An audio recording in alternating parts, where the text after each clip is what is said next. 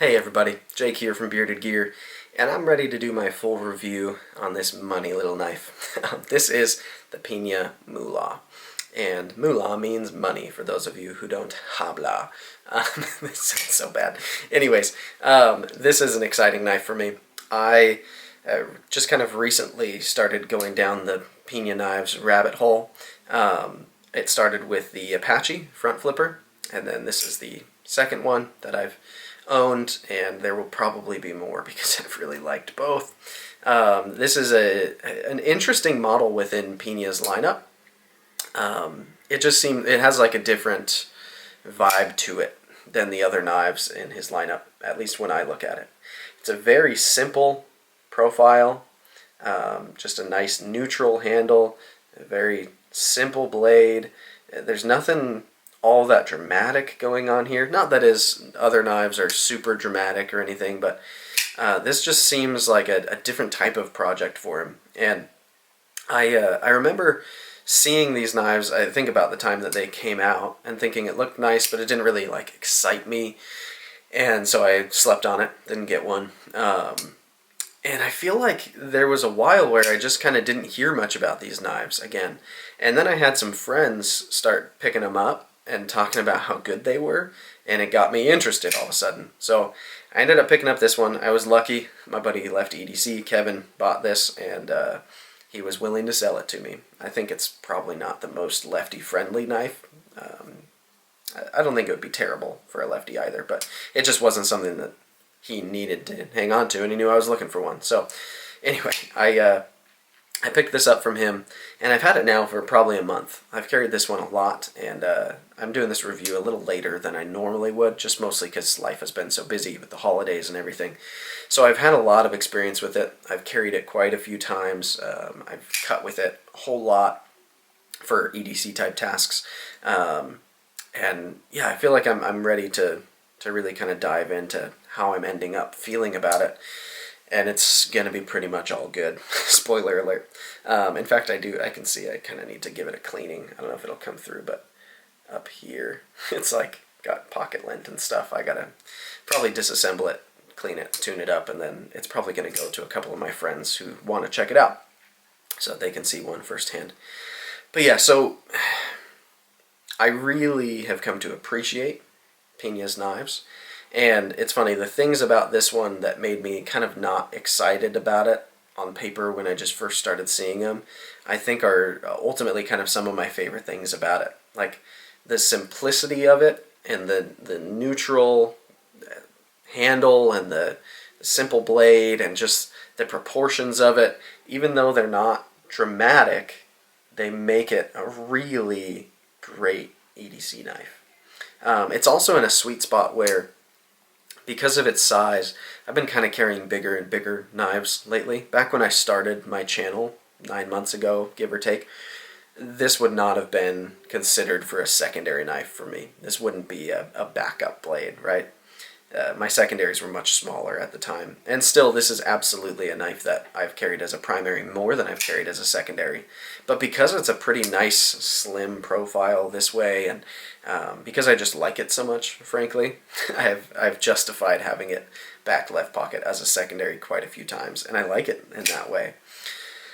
So, yeah, I've carried it a bunch, both primary and secondary. I've done a good amount of cutting with it, mostly like processing cardboard. I've done quite a few zip ties with it at this point. I've done all of the typical like around the house and like urban EDC stuff with it. This is not a knife that I would use as an outdoor knife. Not that I don't think it's like strong enough. I think the construction probably could handle that. But what I look for in outdoor knives is usually a little bit grippier. It's kind of smooth, and it's frankly a little too like pretty and refined in my eye to be like a good hiking adventure buddy knife, you know. So yeah, let's just kind of dive right in. I'll start by going over ergos. The ergos on this knife are excellent for me. Really, really good ergos. I love how neutral the handle is for how it actually feels in hand, because I just get such a good like forefinger grip right here. Hammer grip feels excellent. There's jimping right here, which I can use, and it's nice tight. it's well done jimping. It's not aggressive to the point where it's tearing up my thumb, but it does provide a good grip spot. Plus then up here, there's this flat, let's see if I can get it to focus for you. There's this flat right here where I find my thumb going even more than landing on the jimping. So in a saber grip, it's a nice comfortable flat to put my thumb. It just feels kind of intuitive as well, this blade shape and the way it relates to how it indexes in my hand. It's all really well dialed for me. I just like it quite a bit. So yeah, the Ergos are definitely a win. In hammer grip, saber grip, they're really good. In a reverse grip, it's also phenomenal. Nice neutral handle means it's going to be good in any orientation, but it also has a kind of butt end that I really like.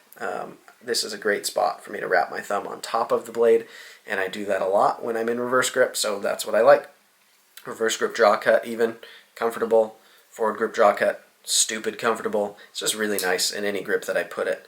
The clip as well, I'm not usually a huge fan of milled titanium clips because I prefer deep carry, and I just don't find that they're usually more functional than like loop over style deep carry clips, whether they're steel or titanium or whatever. I just prefer that style clip. But this one, and it's the same on my Apache actually, they feel like they work wonders for how the knife actually feels in hand.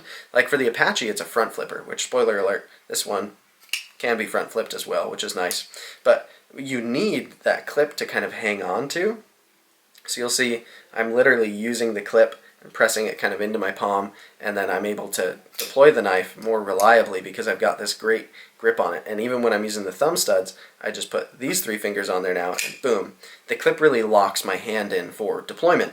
And then in hand, there's no pokey part on it that's pressing into me or anything. It's just a really comfortable clip in hand. I can certainly feel it's there, but instead of it being like a hot spotty, kind of like bothersome spot in hand, it almost feels like it's just making the knife fill my hand out a little bit better. It's like adding to the ergonomics in a strange way. So I like the clip quite a bit for those reasons. Yeah, ergonomics are going to be very, very, very good. One thing I just realized that I didn't even address before I jumped into that, so I'll do it real quick and then I'll go back to my normal things. The materials on this guy, I'll just run through real quick so that you know exactly what it's made of. We've got a blade of M390. You can see on this side it just says Pena X-Series. On this side is where it's marked M390.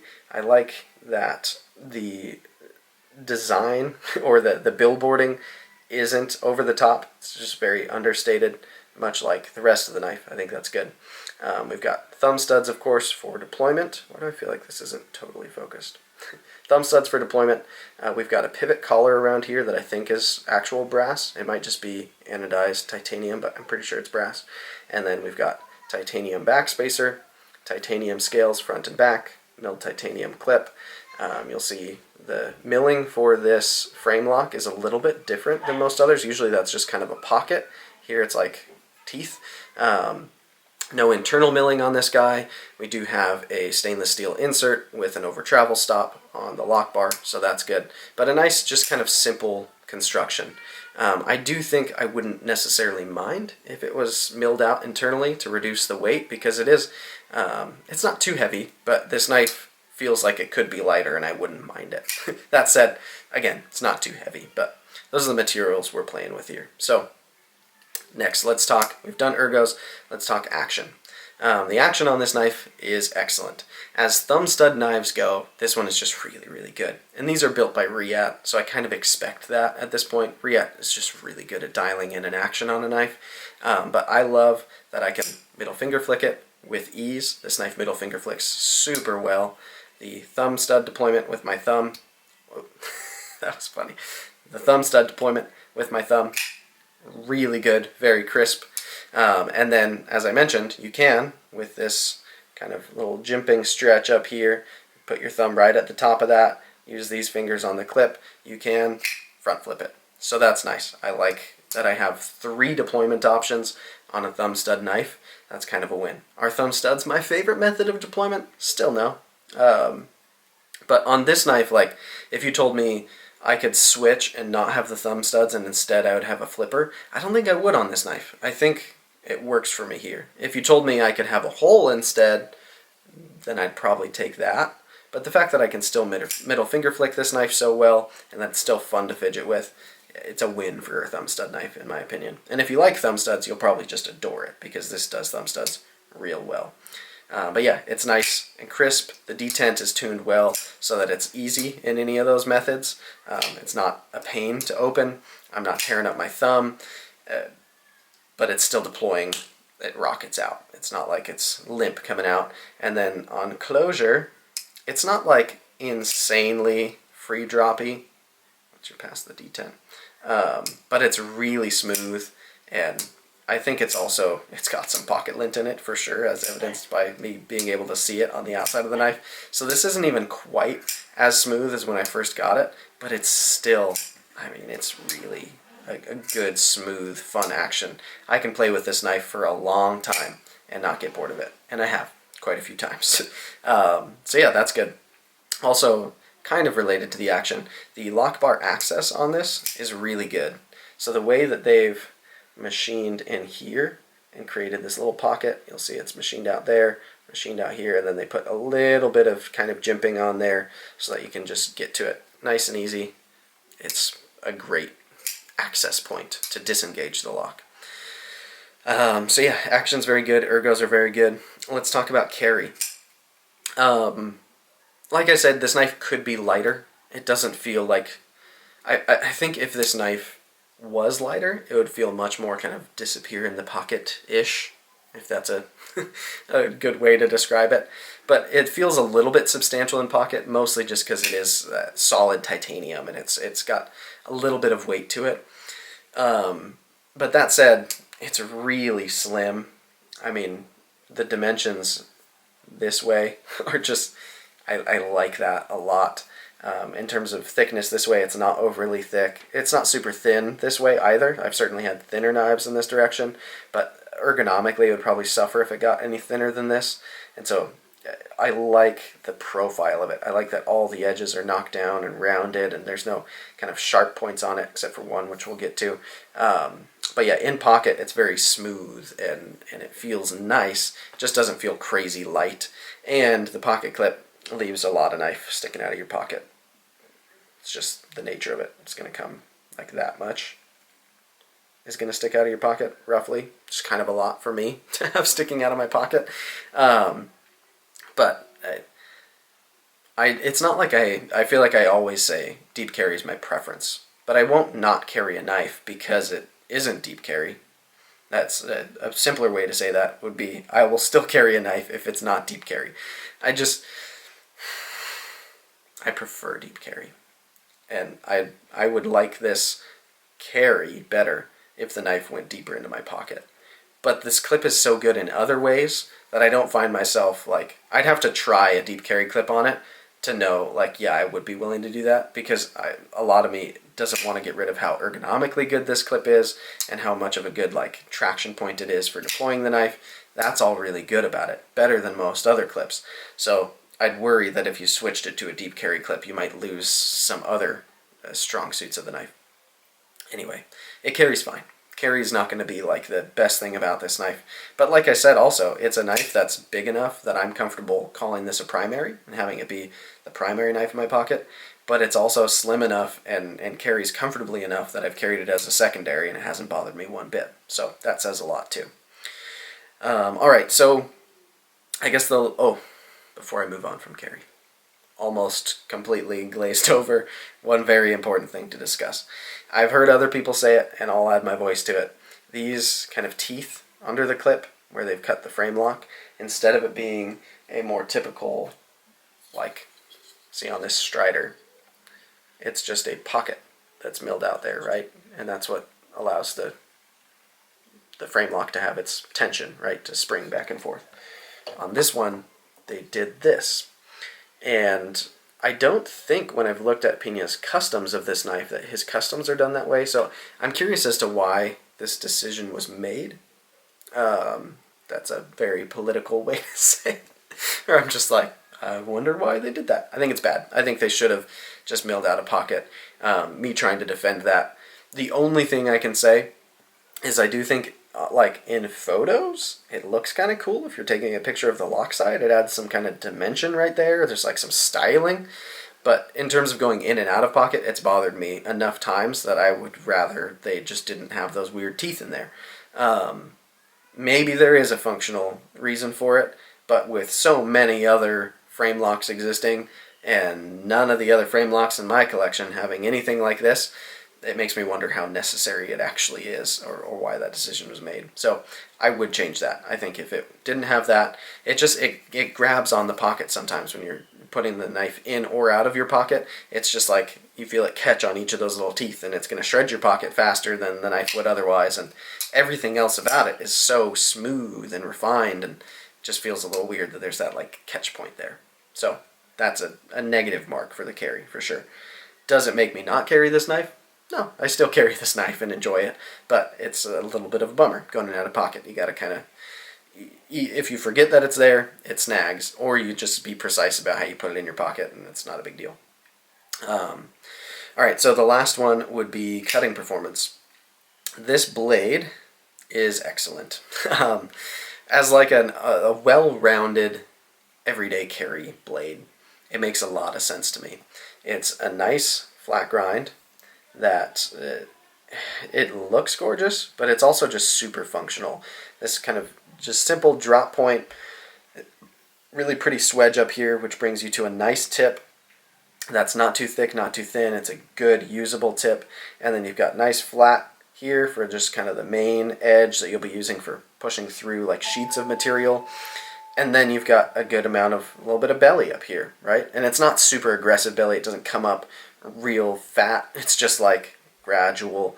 It's just a well-shaped blade. And I'm impressed with it being a flat grind and not a full flat. You've got a pretty good flat up there. Without the bevel being full flat and only coming up, what is that, maybe 75% of the blade?